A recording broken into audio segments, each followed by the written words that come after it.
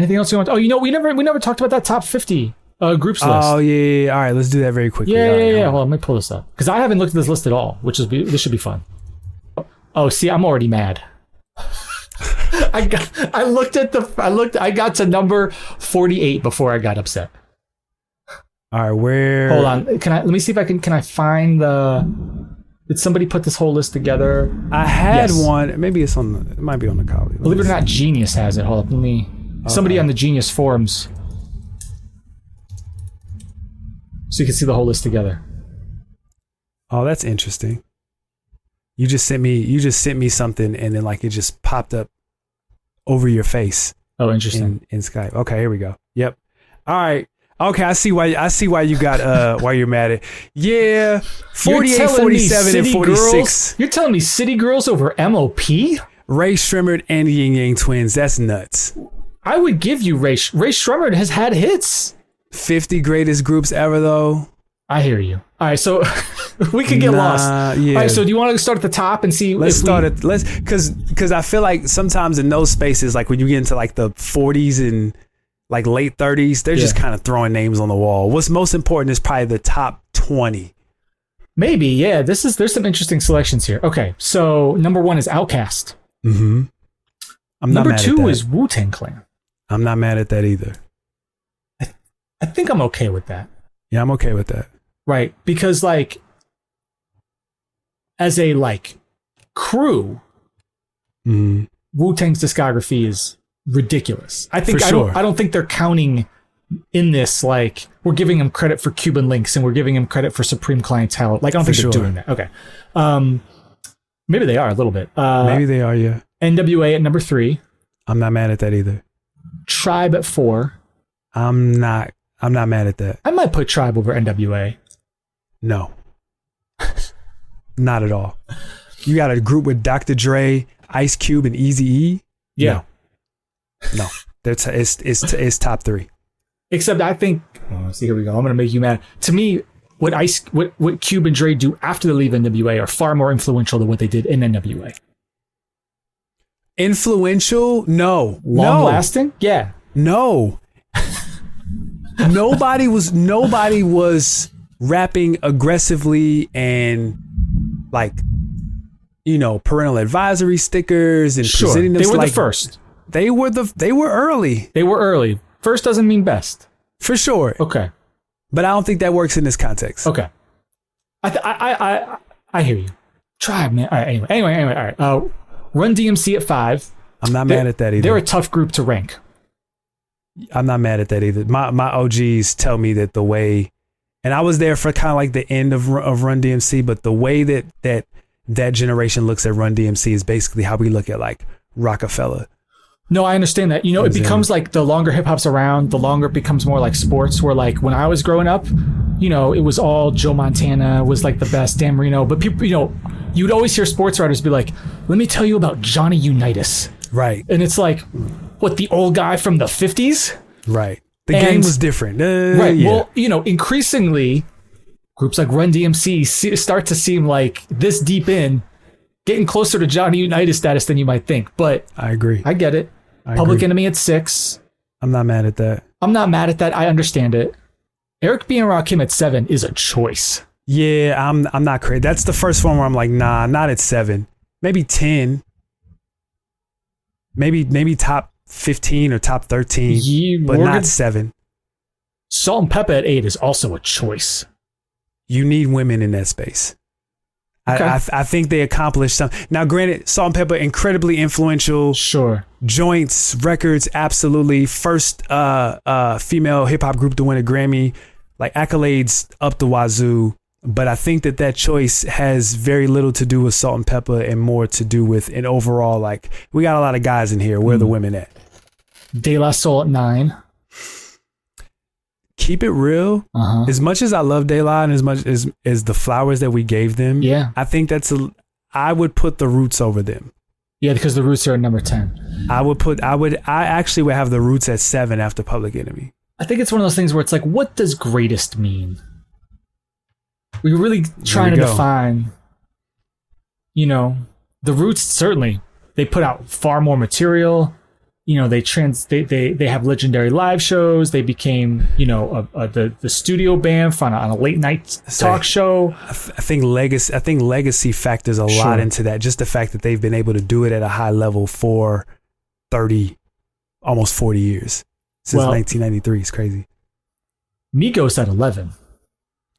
I'm not mad at that, to keep it real with you. I'm not. You got to have some representation of the newer groups. And when you think of new groups in the last 15 years, got to go with the Migos. Okay. Grandmaster Flash and the Furious 5 at 12. No. Yeah, that's you see my face. I don't know about that. No. Mobb Deep at 13. This is very interesting. If we're talking my favorite groups, it's low. I have them. Yeah, absolutely. It's low. It's low for favorites. But when I'm looking at all this, I don't know, man. Well, what feels high is the Fugees at 14. 100%. They had one good album. That album's not even that good. It's real. It is a very 1996 four mic album, in the truest sense of the word.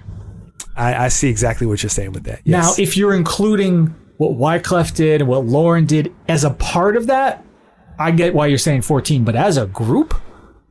But then that goes back to what you said about Wu-Tang. If they're doing that for the Fugees, then are they doing that for Wu? I think they must be, right? Because Wu-Tang really, they put out what? I guess they technically put out like 6 albums, but they only put out...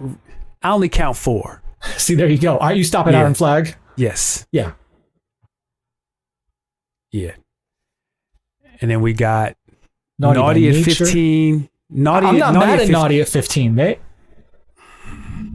They're underrated. I think they're very underrated, but are they 15? Well, that's high. Let me say this.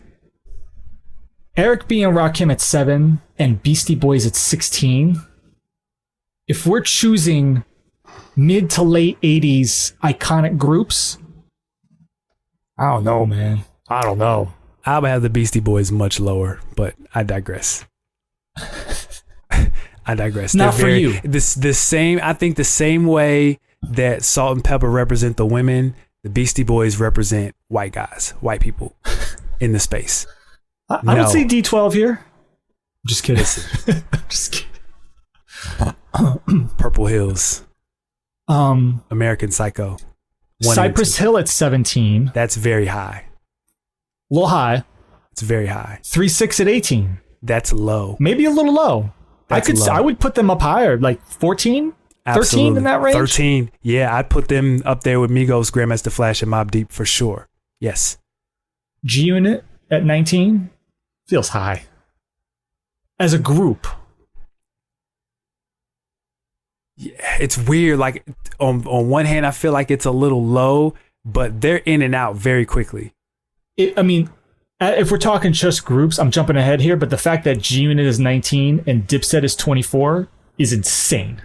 But they got the Locks. Let's keep going. Okay, right. Because so 21 is 20 is UGK. And I think if you're listening to this, you either think that is way too low or way too high. Or maybe a smidge high. Yeah. Yeah. Which is why it's here. I agree with that. I agree with that. Bone at 21 is hard to rank. Their highs are higher than their highs are so high that they could be in the top 10. I agree. I really think that they sit in the top 15 to 20 at the. They could knock out UGK. They can knock out Cypress Hill and the Beastie Boys. Yeah, they can knock out G Unit. They can knock out Naughty by Nature. Ooh. They're up there with the Fugees at least. Oh, well, I think the Fugees could probably drop it. Okay. Yeah. Well, like in that spot, like 14, 13. Yeah. I think Bone's a little low. All right. How do we feel about the Locks at 22? It's weird. The Locks is very weird because when you really just talk about them as a group, they don't really have much. But they represent an era. They do. They are a prototype. They are Rushmore. And I think that now, especially with the verses, they got their flowers in such a way that it kind of feels like they might be too low. Sugar Hill Gang at 23. High. I don't know where I'll get out. It's one of those things where it's like much in the same way as Grandmaster Flash and the Furious 5, where it's like the iconic nature of what they did, understandable, but it's tough. They have one song. I know. And really, when you hear about the history of Sugar Hill Gang and you know like Rapper's Delight and what that means, they shouldn't be that high. 24 Dipset, that's too low. I'm sorry. You got Fugees at 14. You got Cypress Hill at 17. You got G-Unit at 19. And you're sitting here putting Dipset at 24. Get out of here. They might be a little high. No. And I love, we love Dipset. They might be a little high. Hot Boys at 25 is a little high. Okay. And I love the Hot Boys to no end. It's a little high. If we're talking representing hip hop's, what used to, because we talked about this in the De La Soul episode, what used to be considered hip hop's golden era, that 88 to 93 ish. Mm-hmm. We're talking about representing artists who came out of that golden era. EPMD might be a little low. I don't think the younger generation has any appreciation for EPMD. I would agree with that 100%. They need all types of flowers that they do not get. I agree. DJ Jazzy Jeff and the Fresh Prince feels awfully high at 27. Because this is an interesting case where because it's titled that, we're not including what Will Smith did from 97 and on. This feels awfully high. But I know you're like... Well, I'm thinking, honestly, I'm thinking many people have DJ Jazzy Jeff and the Fresh Prince as their entry into hip hop. Many people were introduced to hip hop through the Fresh Prince, and that was synonymous. That show, the early seasons of that show are synonymous with summertime. Yeah. So, or parents just don't understand, or you know what I'm saying? Like, right. They're like, it's a little high. Can I make you mad? No, but go ahead. Okay. How many records do DJ Jazzy Jeff and the Fresh Prince really have? Off the top of my head, like 8. They have Parents Just Don't Understand. 1. They've got Summertime. 2. Aside from people listening to this show, I don't know how many folks can name anything beyond that. Oh, come on, man. Brand New Funk. No, but Nightmare on My Street. I Think I Can Beat Mike Tyson. Maybe that one. Boom, Shake the Room. If that's one of that's a song no. There's other ones. There is. But yeah, it's a little high. Okay. If we're just talking music, I think influence wise you can make case. Well, we got a strong stretch coming up here, so this is interesting, right? All 3 of these groups should be higher. Ghetto Boys at 28. That's too low. Gangstar at 29. Too low. Clips at 30. Too low. The Fugees have one good album. The Clips have at least 2. Just that alone. And Gangstar has 3? Right. Boogie Down Productions at 31. Boy. It's a little low. If you've got Eric B. and Rakim at 7 and BDP at 31, I don't know, man. It's a little low. And y'all know I don't like KRS-One at all, but that's low. I like BDP. I'm not crazy about KRS. BDP is actually fire. 2 Live Crew at 32. That's a little low. Goody Mob at 33. That's very high. That feels okay. That's very high. I like Goody Mob though. Shit, good for you. Brand Nubian at 34. That's high. Feels high. Farside at 35. That's high. That's high. Hieroglyphics at 36. Over 8 Ball and MJG is unbelievable. That's crazy, but I think they've done a really good job. They represent what they represent. I think is significant. The longevity, the underground rapid. Like I get it. Actually, I'm not mad at 36. I'm not mad at 36, and I don't know if I'm mad at them being over 8 Ball and MJG. They're but higher than Little Brother. Well, we'll get there. We'll get there. Big time. 8 Ball and MJG 37. Feels a little low. That's a little low. Big Timers at 38. I'm okay with that. Yeah. Slum Village at 39. Boy, that feels high.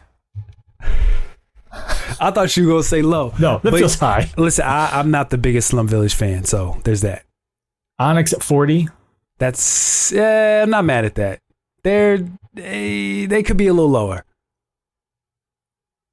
I'm sitting here looking at Cypress Hill at 17 and Onyx at 40, and I'm like, I don't know, man. I mean, they should all be lower. Go down together. Little Brother 41. You know me, I'm going to say that's too low, but I get it.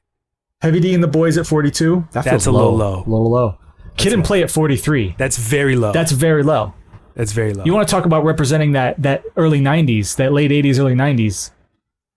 Crisscross at 4. Oh, go ahead. I was going to say Kid and Play, when we talk about like death row and gangster rap coming in and like really ruining a lot of people, Kid and Play were impacted by that very much so.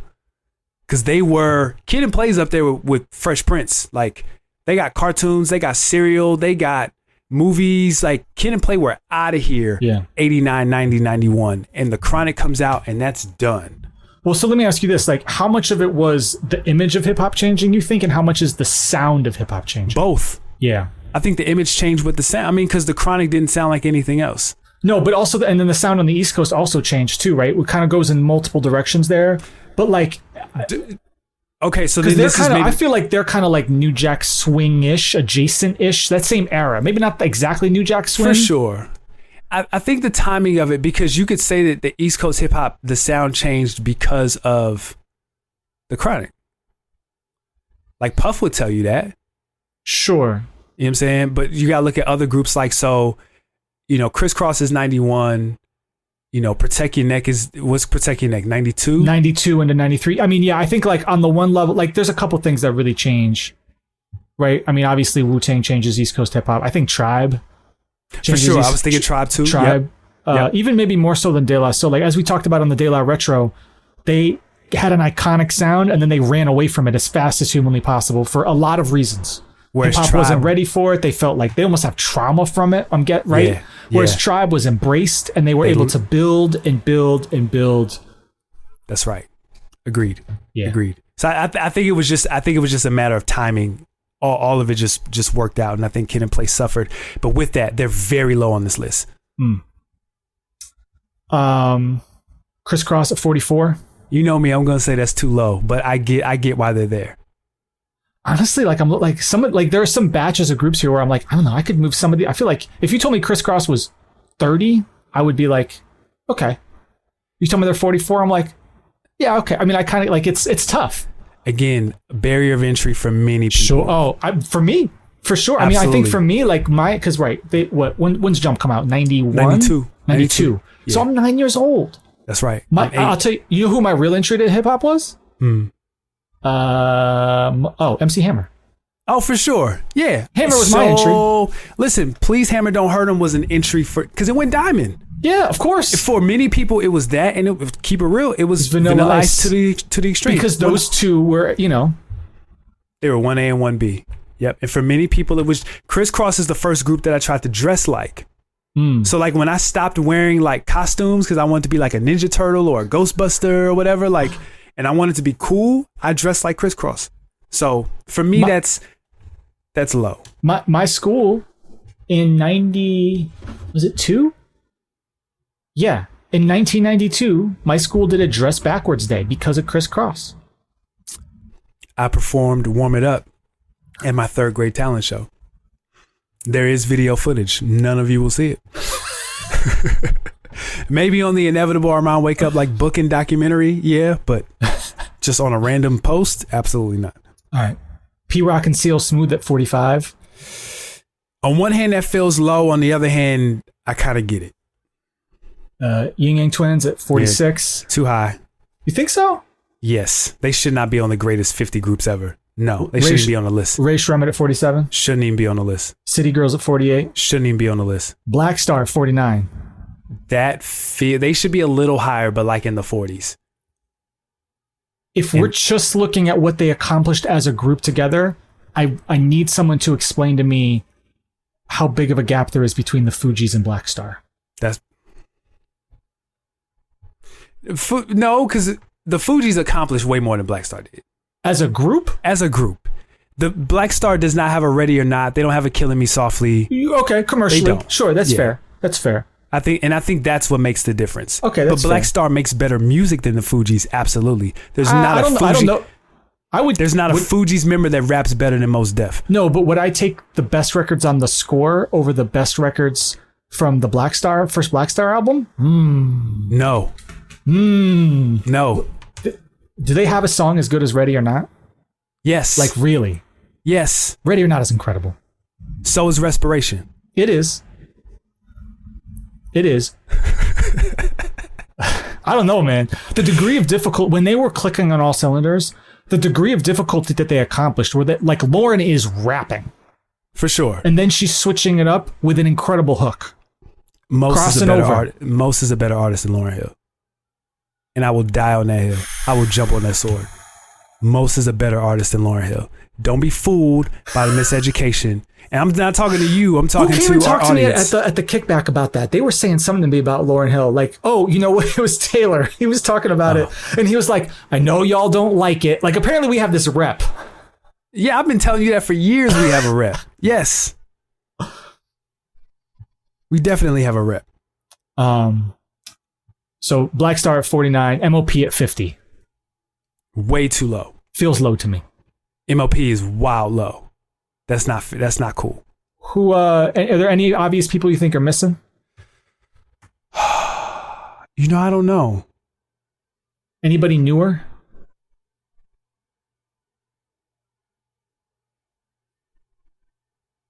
No, because there ain't really a whole lot of groups out. Groups kind of die. You're not going to put like ASAP Mob in here? Brockhampton? Yeah, so I did see some people say Odd Future should be on the list, but I don't think Odd Future was a group. They were a collective. A crew. What we used to call a crew, right? They were a crew. Yeah, I don't know if they really like omitted anybody. I saw some people say that, Houdini should have been on there, or I think the top 10, I'm not super mad at like the top 6, and then after that it gets a little crazy. Yeah, I think there's definitely like a middle chunk where it's like it's really hard. I mean, I don't envy them putting this together. It's just hard. But they do this all the time, so that of course, this is why they got it. This is why they got it. Because we were like, yeah, we're almost done, and we just spent 20 minutes talking about this. All right, let's wrap up then. Armani.